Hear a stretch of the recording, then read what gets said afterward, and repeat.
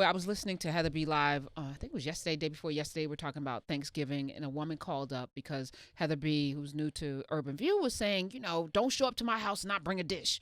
People show up and they don't bring anything, but they leave with something. And the woman said, I was one of those people until I fell on hard times. And she said, I couldn't imagine. You can't afford a plate. She said, if you asked me to bring a plate, I couldn't have afforded to bring a plate. And it humbled me to the point where I will never judge somebody not showing up with something again. And it's like, I know that there's someone listening right now in the valley, because we all hit them. That's we right. all hit them. So let's right. just be clear. Yeah. Unless you were born with a silver spoon in your mouth and a trust fund, life is going to happen to you. And in case of this woman, she lost her retirement. And it, I think about the Enron people and folks that put their money into things, into their companies, and then something happens, and then you lose everything after spending 10, 20 years at a place building, right? And for a lot of people, it's too much to come back from. But I think there's nothing, as long as you have breath in your body, that you can't come back from. So what advice do you have for someone listening right now who might be in a financial valley? Well, I think the first thing is to understand, if you're in that valley, first let me say this. I'm sorry. I'm sorry you're in that position right now. And I say that heartfelt because too many times we can start trying to prescribe fixes without even acknowledging and understanding. So I'm sorry. And I want you to hear me. Where you are right now doesn't have to be where you end up unless you stop. And what I mean by that is you've got an opportunity to learn your way out of this and grow your way out of this, but it's going to take some time. You didn't get to where you are overnight, so don't expect to fix it overnight. That unrealistic expectation can frustrate you. So find somebody, a friend that will hear you and let you just vent about where you are and what you're frustrated about. Then I want you to get some people around you that care about you and love you. And I mean that in the form of church, friends. Get some people around you that care enough to let you be you, but to also support you and encourage you. And then what I want you to do is look back. It's okay to glance back. We got to focus forward. Look back and understand what caused you to get to here. Now, don't sugarcoat it. Got to look at it. If it was your misbehavior financially, if it was you doing some stupid, if it was debt, whatever it is, I want you to figure out what it is. Then I want you to use what I call the Hogan AAA process.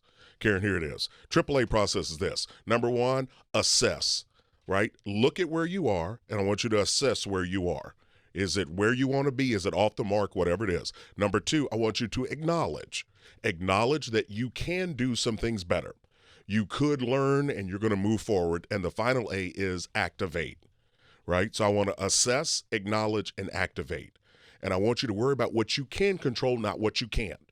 So the thing you did 2 months ago, it's in the past. You got to let that go. How do I not repeat that? Right? And so you get better. And I think that's the thing for people to understand. I'm going to AAA this process and I'm going to grow forward. Your last valley, do you remember it? Oh, yes.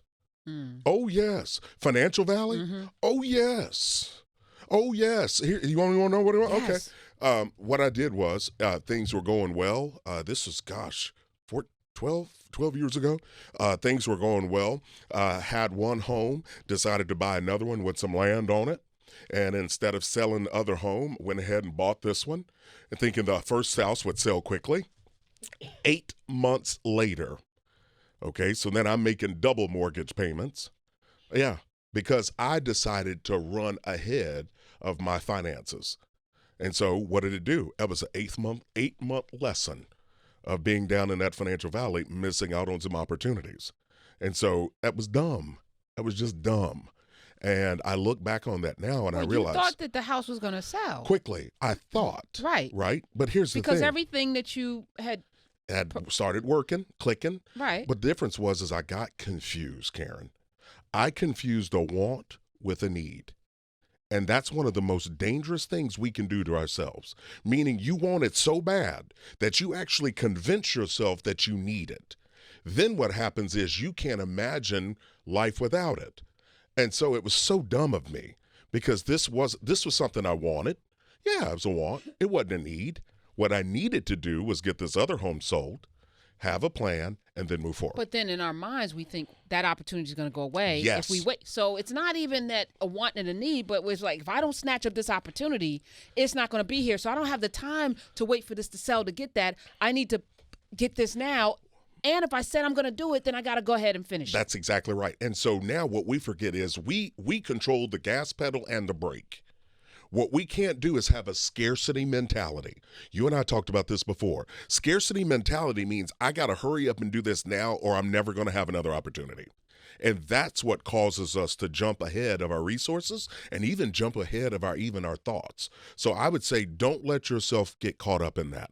Like when I talk to people now that are thinking about buying homes, I say, hey, you know this is a business decision, right? They're like, oh, yeah, no. I go, no, put emotions on the sideline. Like, this is a business decision. You make your money on the buy, and you don't want to go in and buy more than you can afford. So put emotions, leave them in the car, walk in, don't even look at it if it's not in your price range. That was first thing. Don't let a real estate agent roll you up to something and say, hey, this one's about 50 grand over your budget, but we can get them down. Fire the agent on the spot. Get out. You want to go look at things that are in your budget. But I like the house, Chris Hogan. It's in a great neighborhood. It's beautiful. It's got everything. It's got the walk-in closet that I want. It's got the bathtub that looks like a cup. It feels like me talking to me as you were sitting there talking, because I did that with that second house. It had everything. Basement, acreage, all the things. And what I was doing was rationalizing instead of thinking. And so I want to encourage people, just slow down and talk to somebody. If it's a big decision, you need to talk to a couple of people you trust financially and just say, hey, help me brainstorm this a little bit. Am I off the mark or am I rushing? And then I want you to do this. This is my game changer. This is my secret right here. If your audience is note-taking, write this down. Make 2-year decisions.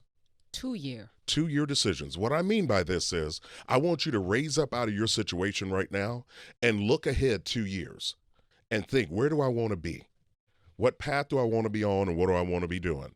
And then I want you to come back to present day and make a decision that you'll look back on in 2 years and you're glad you made it. What if in 2 years you want to be on a beach sipping virgin Mai Tais? Yes. Reading books, so writing. What do you got to do right Belize. now to make that true? No, I'm serious. Yeah. Or how do you get close? It may not put you on that beach in Belize, but how do you get closer to that and not do things that move you further away?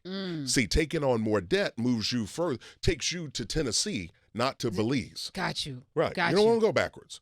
Right. I want to go forward. So how do I at least get closer to the things I want?